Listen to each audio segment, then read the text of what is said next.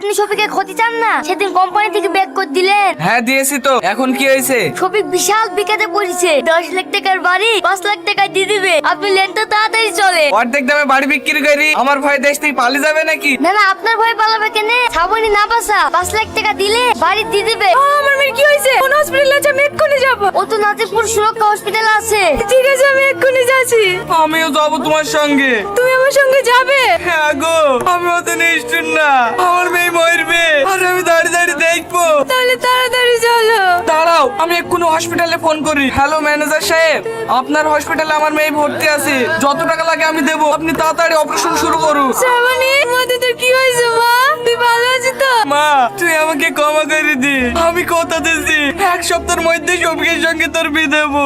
আব্বা, ও কথা বলো না। আমি তো শফিককে ভালোবাসি। শফিক তো আমাকে ভালোবাসে না। আমার ছেলে তার জীবনের চেয়েও তোমাকে বেশি ভালোবাসে।